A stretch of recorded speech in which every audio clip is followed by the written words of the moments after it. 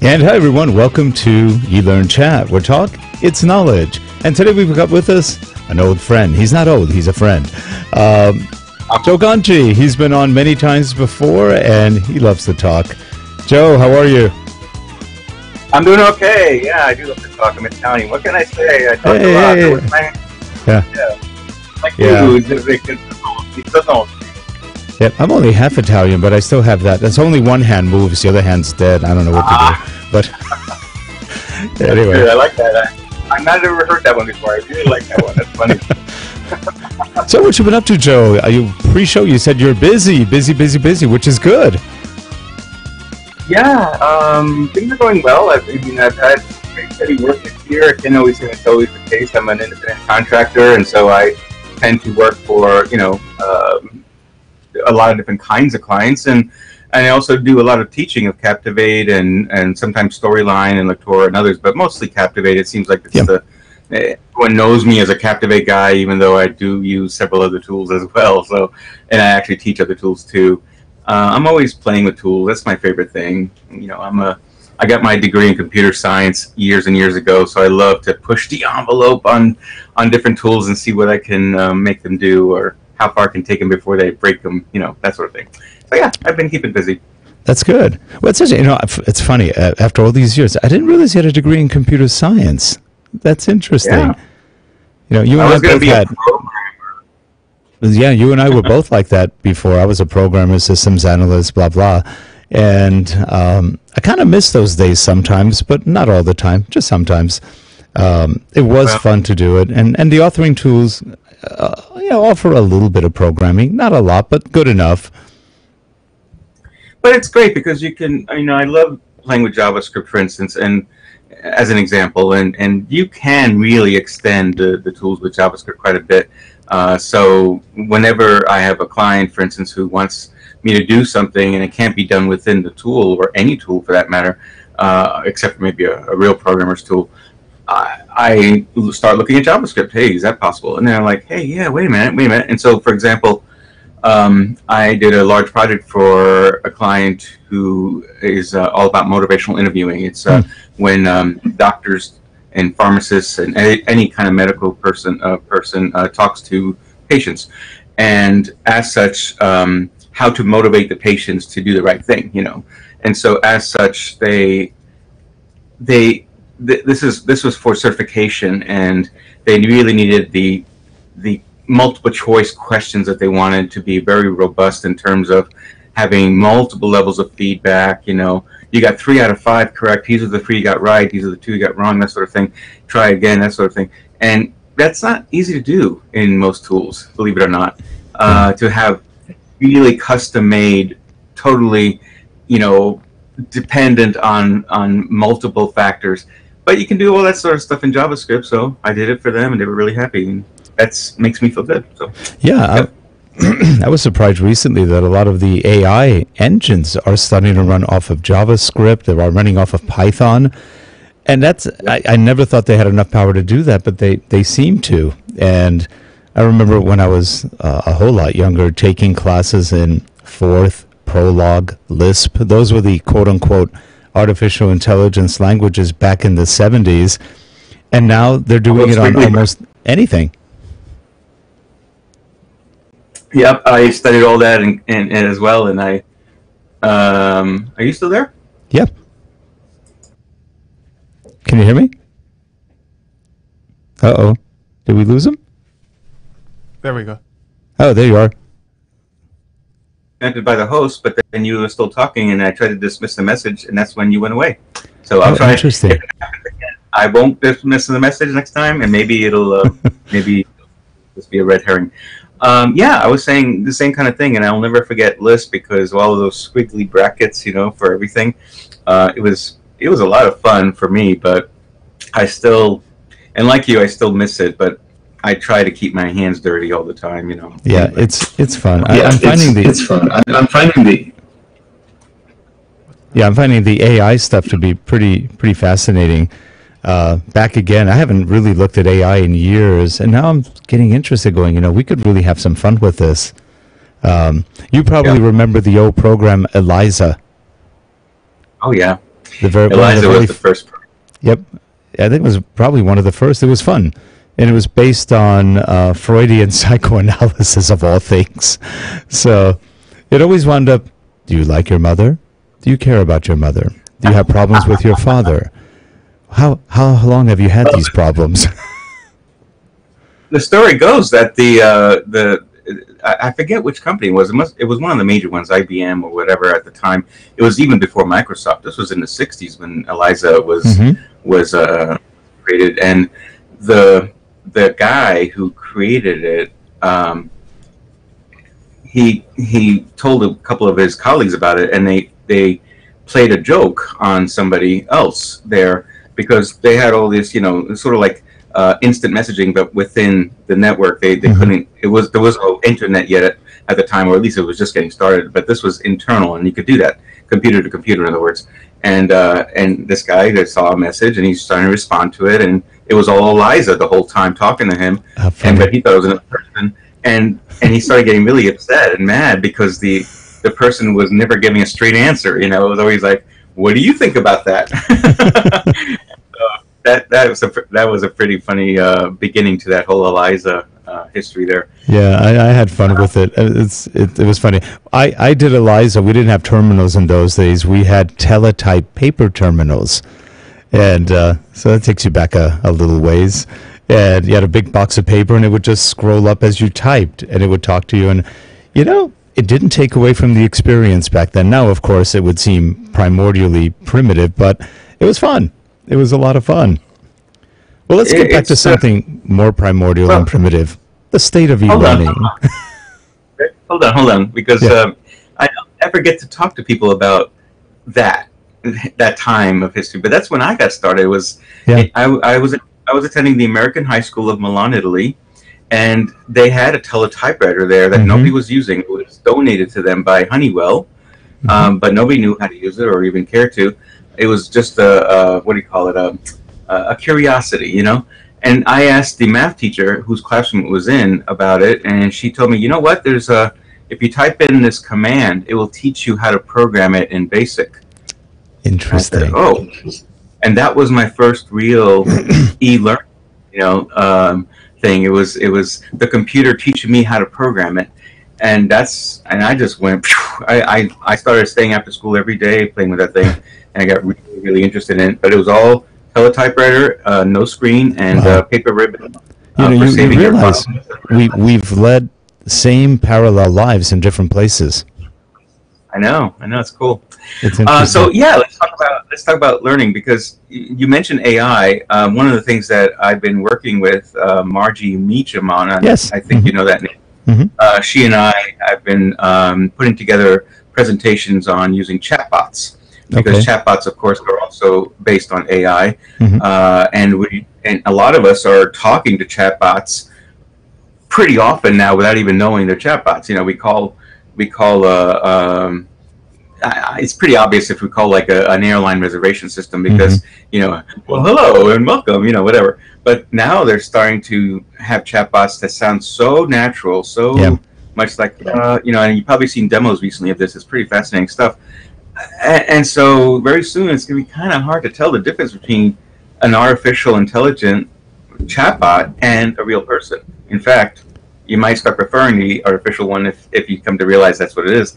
So it has a lot of potential also in learning, because it's like ask the expert.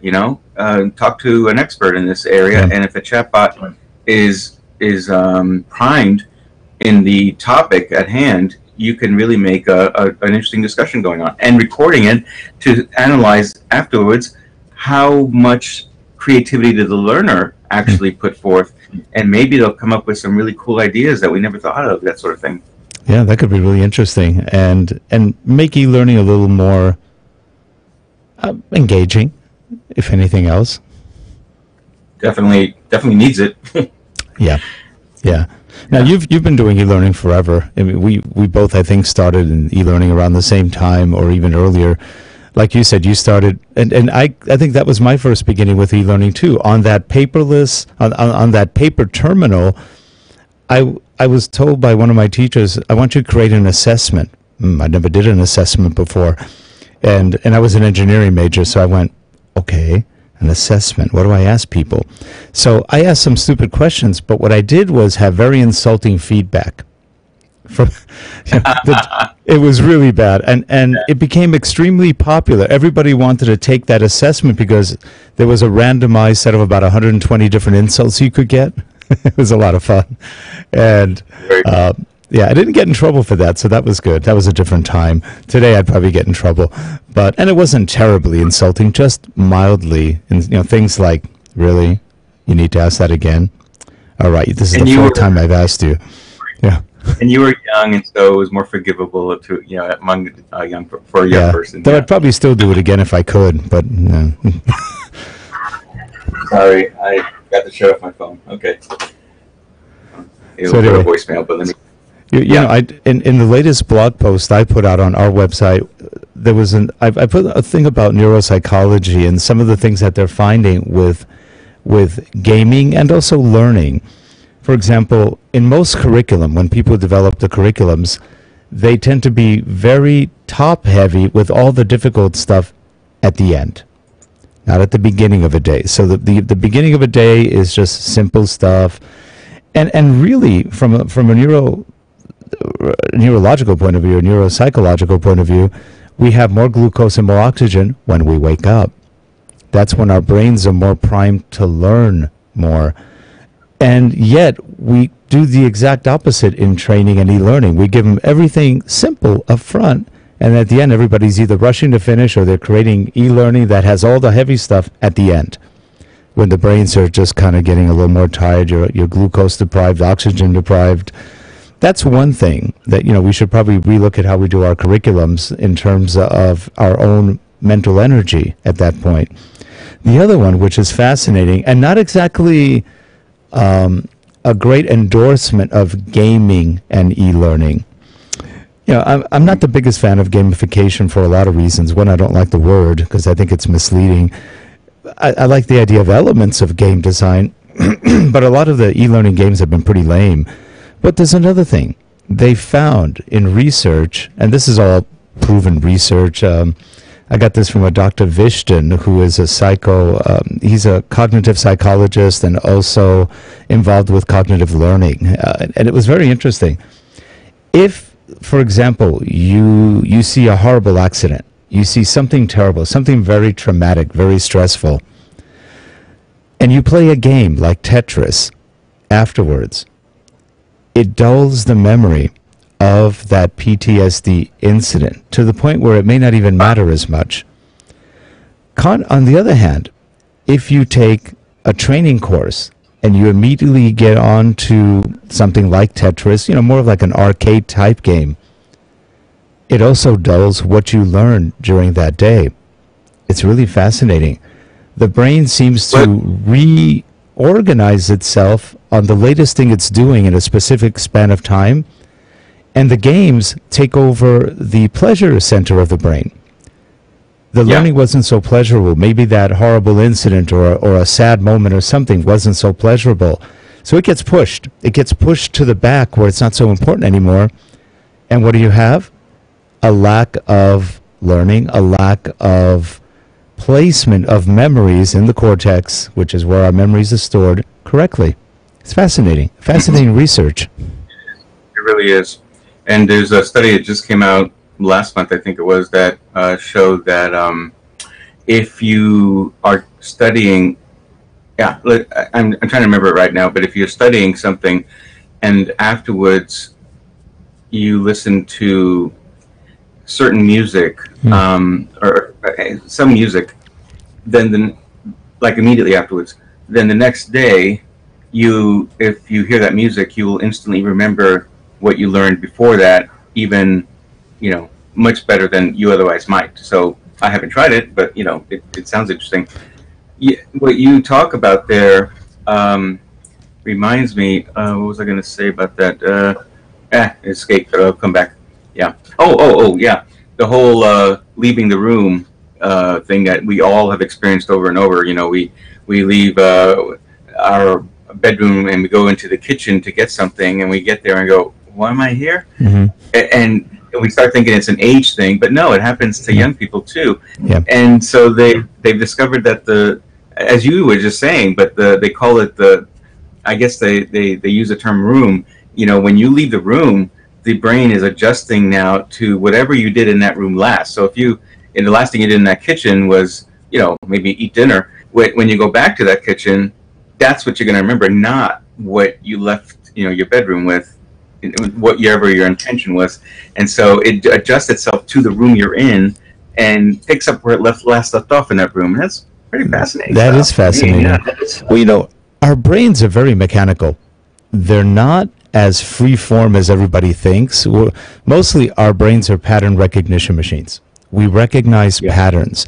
And they say the more patterns you can recognize, pretty much the smarter you are. That's why people, you know, who either read a lot or see a lot or do a lot of different things have a good ability to put patterns in places.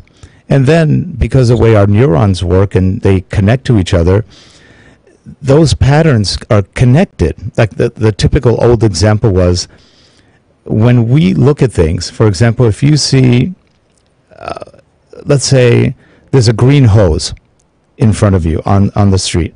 Well, our primordial memory initially sees that and starts thinking, snake. Now, this is in the first 1/1000th of a second, because it's a blurry pattern at this point. Then, as it goes to V2, our second visual receptor, it goes, wait, it's green, but it's not a snake. And by the time it gets to the memory where it's actually pattern matching, it says hose.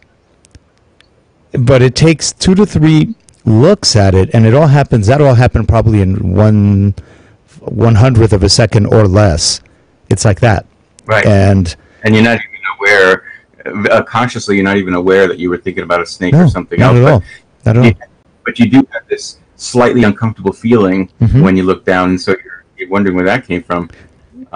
There's also, they also discovered a few years ago about a certain sound frequency. Did you hear about this? This low-level frequency, you know, a very low bass type of frequency, but it's the sound there that... There it goes. I hear it. Yeah, that's my stupid phone. Sorry. Just kidding. I don't answer that one. The low-level sound there is such that... forgot to... Okay, hold on. So this low-level sound is like a rumble, and it's what you typically hear during an earthquake.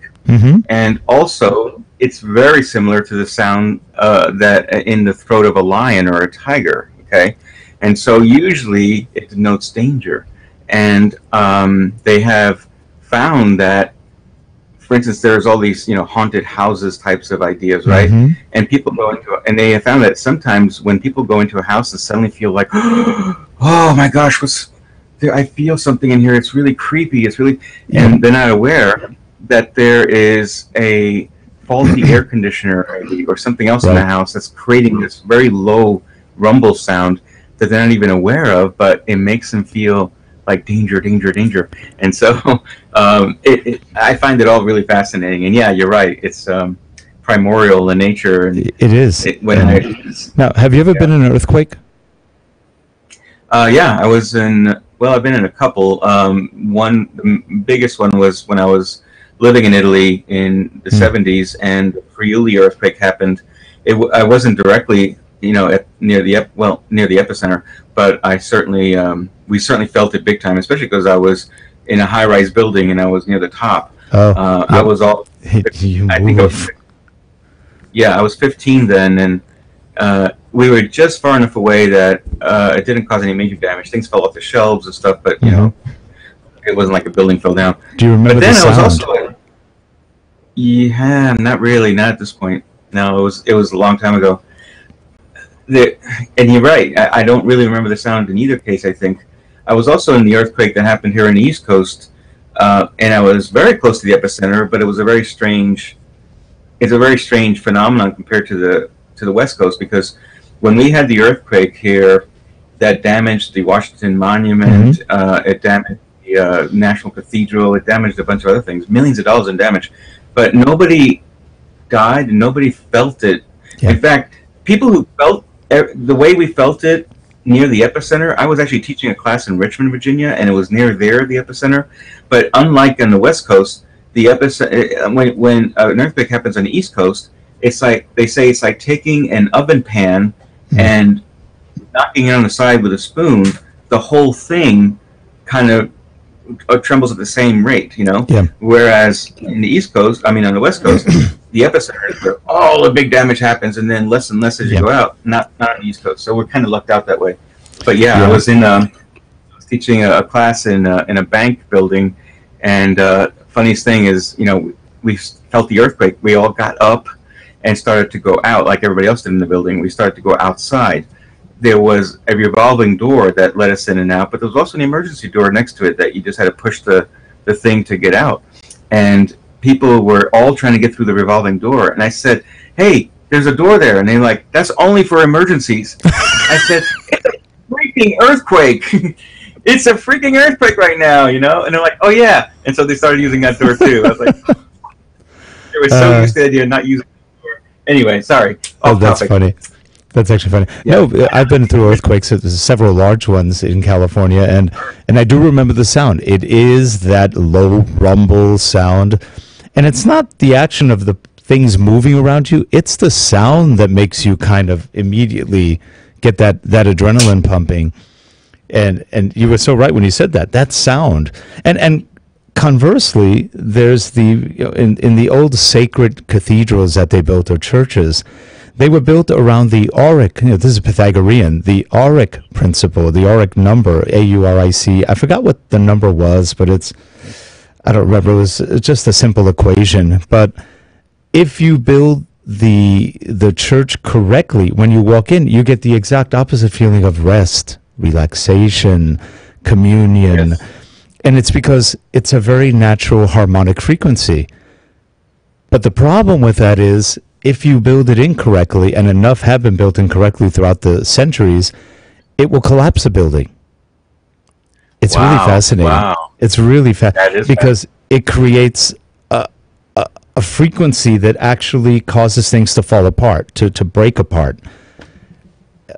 Sound is, we always talk about this when I do sound training or audio training. I always say, go look at your video games and then turn off the sound. All emotional impact is totally gone. Exactly. It's you also might remember in the old days when we'd be of course before we had HD television and such, we'd have cable stations, of course, and some of them we didn't subscribe to, and so like HBO, I was in college. HBO, I could kind of get it, but it would be really staticky on the screen, Yep. But I realized pretty quickly, and this has also been true ever since, it's much better to get clear audio and have fuzzy video than vice versa. Yep. Because if you just have video but the audio is really dropping out and staticky, that's terrible. So it's really interesting that we are such visual creatures, and yet at the same time we much prefer sound over. If we have to choose between one or the other, we would, not that any one of us wants to be blind, of course, and not be able to see anything at all. But at the same time, like that, when you're watching a video, much better to have the audio be crystal clear and the video be somewhat fuzzy than vice versa. It's true. Speaking of blind, I have pretty bad eyesight, and I'm doing a new therapy, brand new. It's only been out like a couple of years, and I just started. I started 2 years ago, but at the time I wasn't engaged in it. Now I'm back into it, and it's interesting. They're using a red laser. Red laser does not burn, does not cause a lot of grief with things. But that red laser, they paint the inside of the eye with that red laser. Just from the cornea on in, they just paint everything. And I have retinitis pigmentosa, so my vision was starting to get a little tunnelish, where I wasn't 180 anymore. I was more like probably 100, 110. So it was bothersome. And I had to quit driving because of that. Well, after the first 3-minute treatment, and he did both eyes, 3 minutes each, I went to eat at just a hamburger joint afterwards with Leslie. We had just left the place.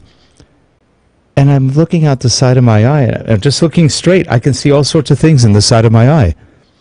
Within less than an hour of that treatment, I was at 180. I could see.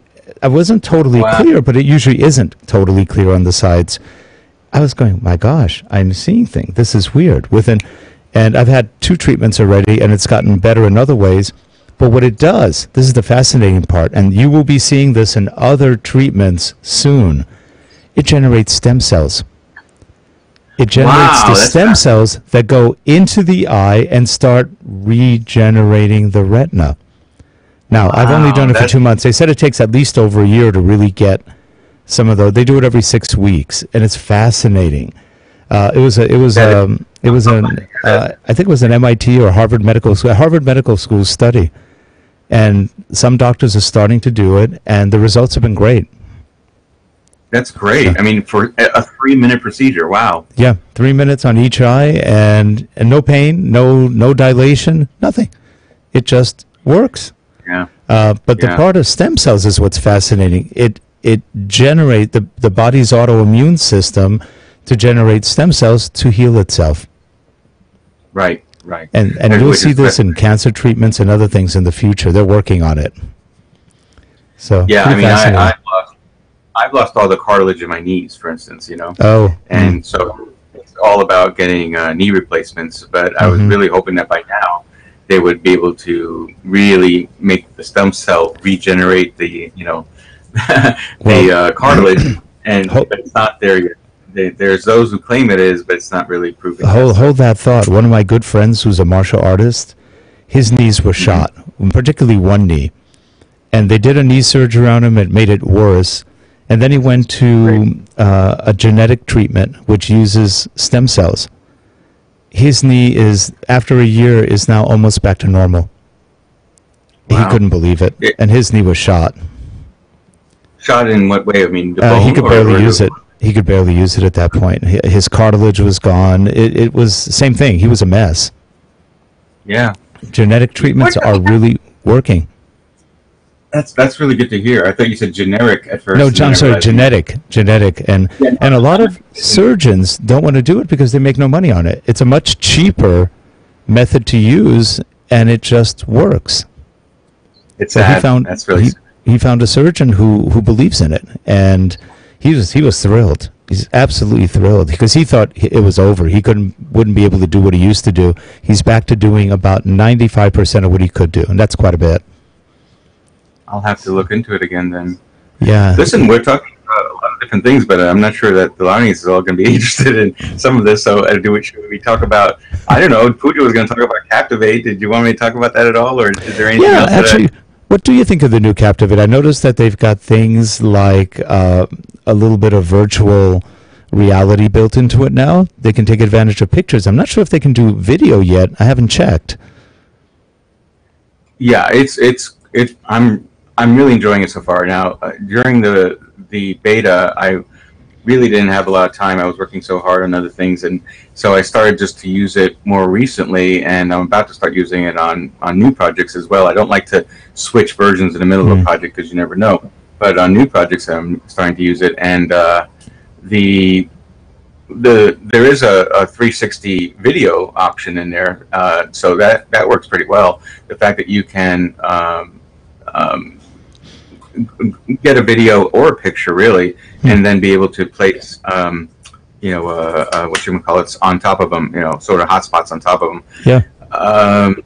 They really have upped the ante quite a bit because Captivate was the first mainstream authoring tool to come out with true responsive design.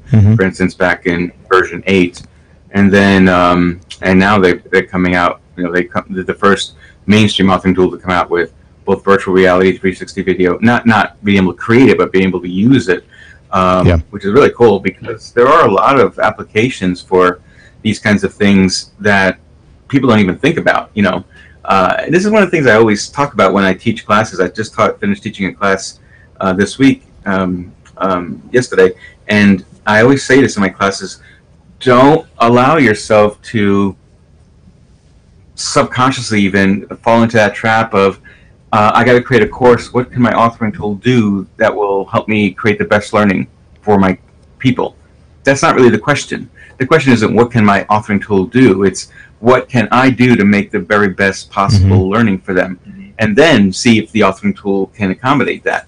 And you might have to make a couple of compromises here and there that aren't too bad. But if you're seeing that you really have to cut back on the experience because your authoring tool just doesn't have that capability, then you might start looking at mixing authoring tools, or even going to a different authoring tool for that. And so things like virtual reality, most people don't even think about virtual reality or 360 video in terms of how it can be used in learning. And because of that, it's going to take a while, I think. In fact, it is taking a while already, not just for Captivate, but in general, for people to start seeing the real potential there. Yeah. But I have a friend who is doing work with Emirates Airline, and one of the things he told me was that they're doing everything virtual reality. Why? Because there are so many things you do on board an airplane that are nonverbal. So, for instance, when when the flight attendants go to close the door through which all the passengers came on board, it's supposed to be, as I understood it, that the flight attendant, there's a series of steps that have to be taken. It's not just one, close the door like you would in a house.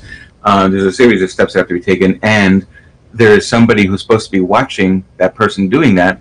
When the person is finished with those steps, they're supposed to turn to the other person, and the other person simply nods and to indicate, everything's fine.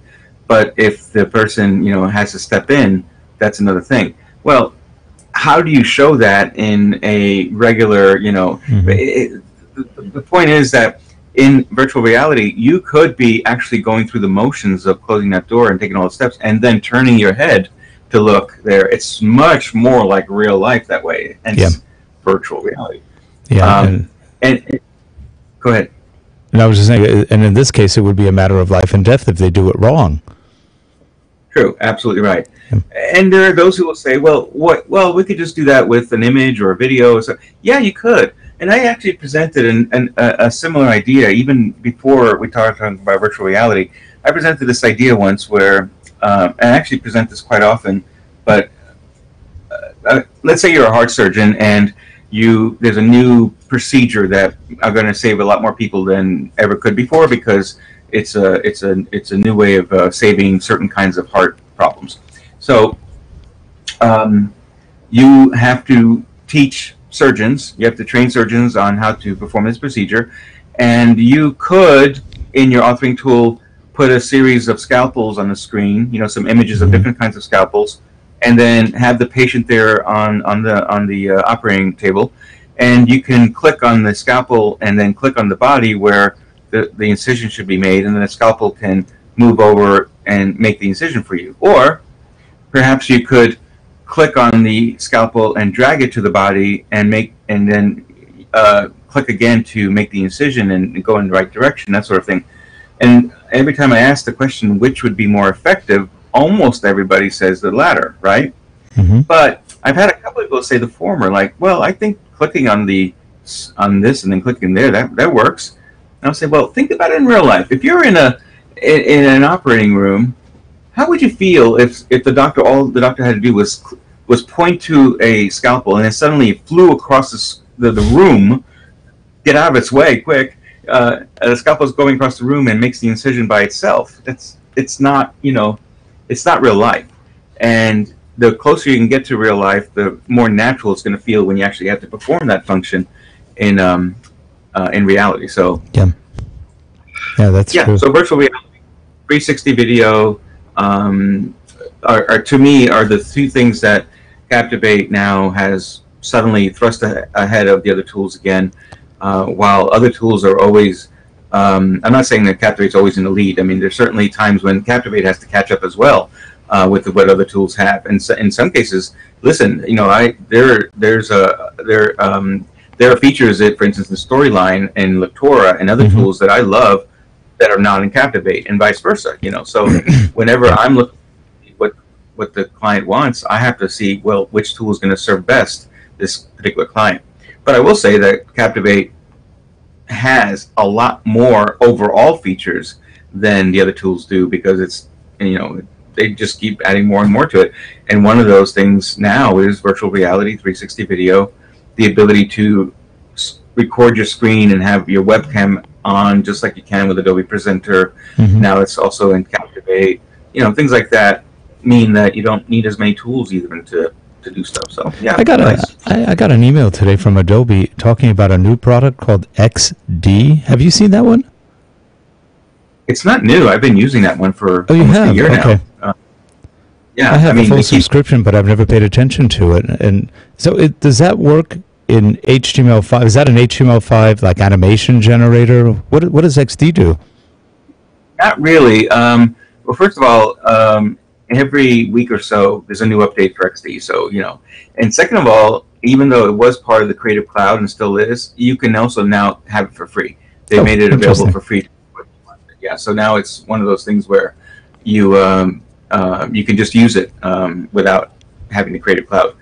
It's a way of designing user design experiences. It's not an animation tool. It doesn't really animate. It's a way of, in essence, you can use it for storyboarding, for instance, and so on. Okay.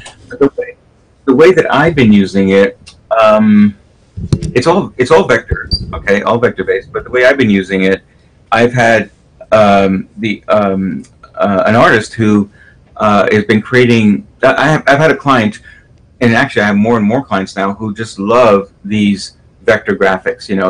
They don't want photography. They want people and other things that are vector based. So scalable vector graphics, for instance. And as far as I know, Captivate is the only tool right now that allows for that among the major tools. Scalable vector graphics allow for highly scalable, images. You can scale them up and down, no problem, and they always look good. And they're so much smaller than an image, a photographic image would be. So so what they've been doing is she's been creating these in Adobe Illustrator, and then outputting it in a way that she can open it in XD, and I can then use that XD file. The XD file is what she does is to make it so that I want to describe this correctly. Okay, so in Captivate, let's say you're working in Captivate or Storyline in PowerPoint. I mean, it's all kind of slide based, right? And so we have slides. Well, in XD, what she would do is she would create multiples, possibly, not always, but multiple slides for each Captivate slide to show the flow of how things should work. So on slide 2, there might be 3 or 4 slides in XD, and it shows that first you see the family, and then you see the car, and then you see this, and then you see, and so you're seeing how things are building, and then that's sort of like a storyboard. Then it helps me to see how things are supposed to be built. But it's also the case that I can open up that XD file and grab anything in there and save it out as an SVG and use it. In fact, that's exactly what I do. I use all those SVGs out of the XD file. So I really like XD. I've been using it quite a bit in a very specific way, but I can certainly see where I might be able to use it for other ways too. That's pretty cool. I'll take a look at it. Yeah, it's funny. We've had it, just never looked at it. So. Yeah, you know what though? If you just open it on its own, it may not be evident as to how you can use it. I suggest first you look at some examples online and see how others are using it, because then you won't spend as much time trying to figure it out. It's true of any tool, really. Yep. It's amazing how many things in Captivate, for instance, are so well I wouldn't say well hidden, but they're not immediately evident. And so when I love it when I'm teaching a class and I show things and they're like, oh my God, I didn't know that was in there. It's like, yeah, it is. And they're like, this changes everything. Like, yeah, because there are so many features, you can't possibly just list them all in one big list or something. You put them where it makes sense, and people don't always look at things in a way that, whatever. I'm babbling now, but I'm trying to say is that there are lots of instances where you have to really know where to go to get that thing. So it sounds like this version of Captivate was actually definitely a bigger version, a definite change in some respects?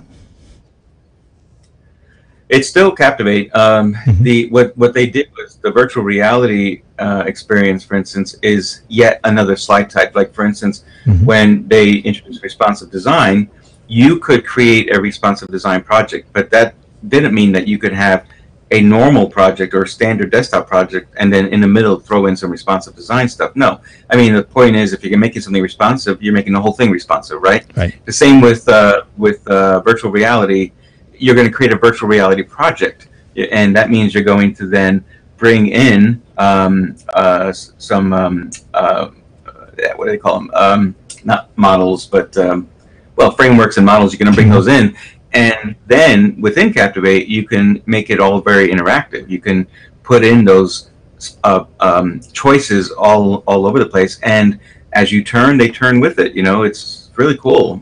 It works beautifully, and so I can certainly see a lot of potential there, because it's going to be really so much easier now to create an interactive virtual reality project. Than now, have you seen Trivantis's CenarioVR? They're doing I've only started looking at something similar, but it's a separate product. They totally kept it. You could use it in Lectora, but they kept it as a separate. I think it's just a subscription product. It looks interesting. We never played with it. Okay. Oh yeah, I have played with it actually, because I'm good friends with some of the Lectora people there, and let me to look at it. And I started looking at it. I didn't have a lot of time with it, but I really liked what I saw at the time, and that was several months ago.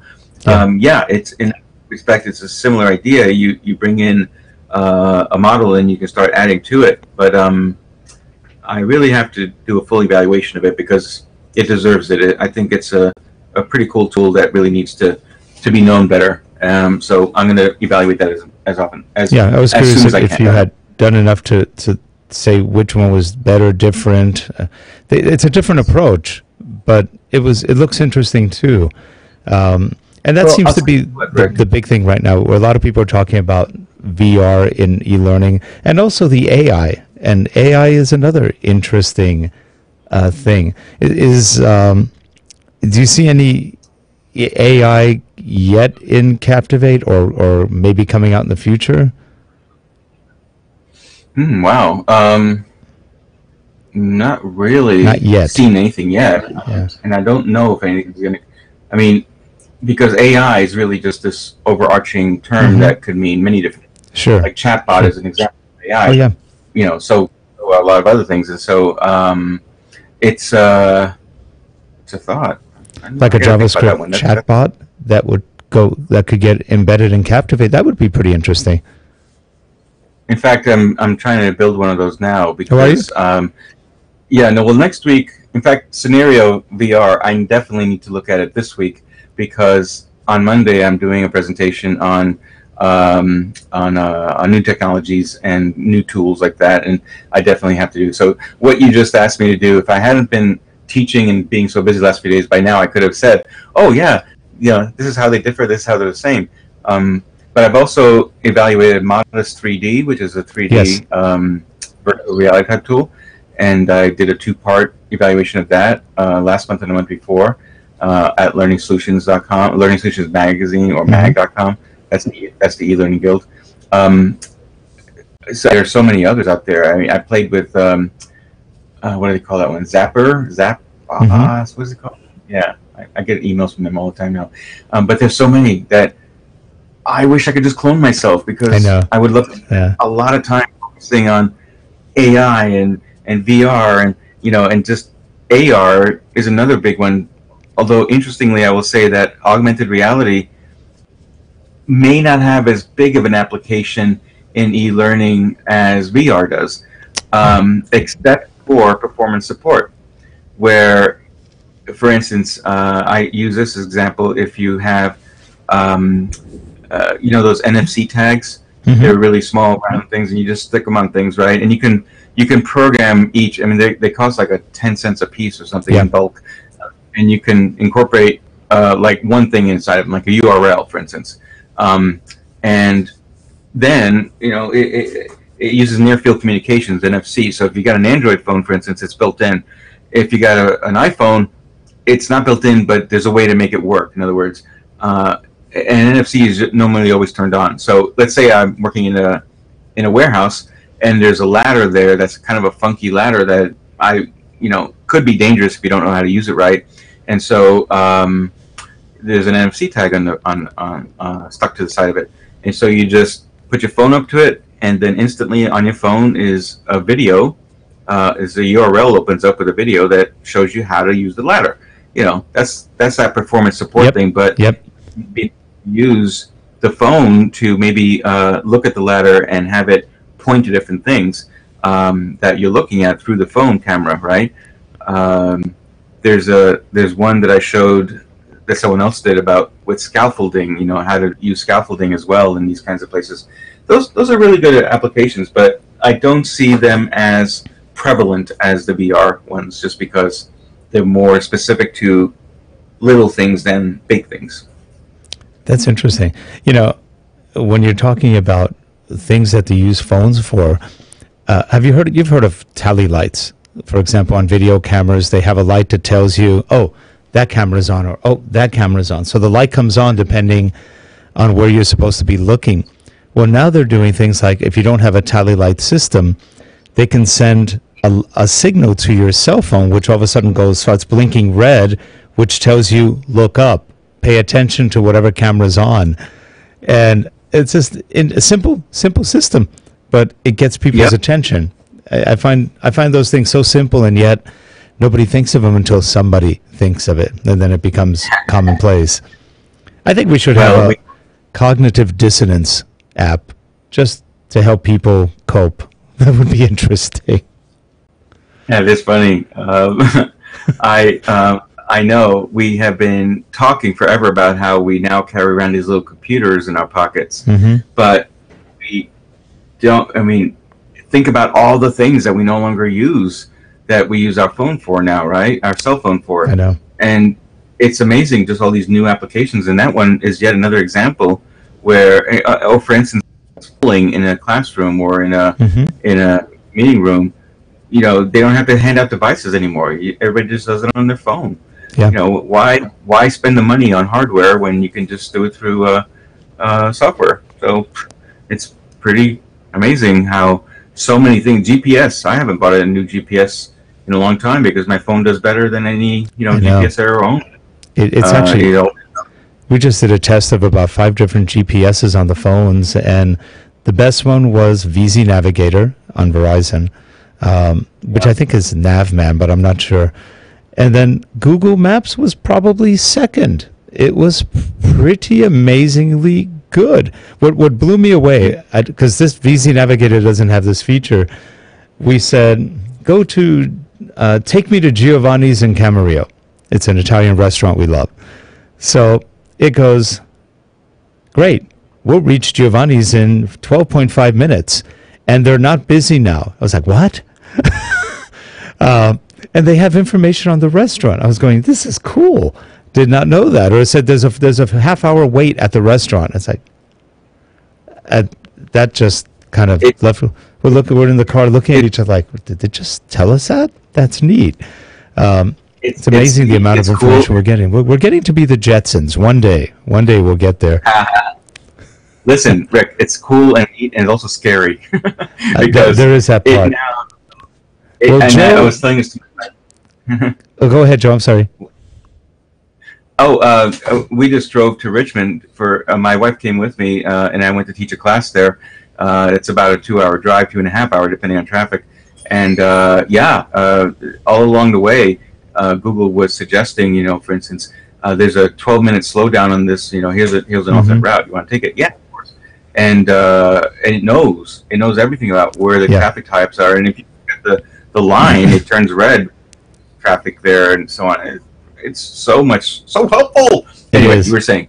Now you have to be careful. One day it's going to say, Joe, I told you to take the detour and you didn't. I don't like that. Well, more real.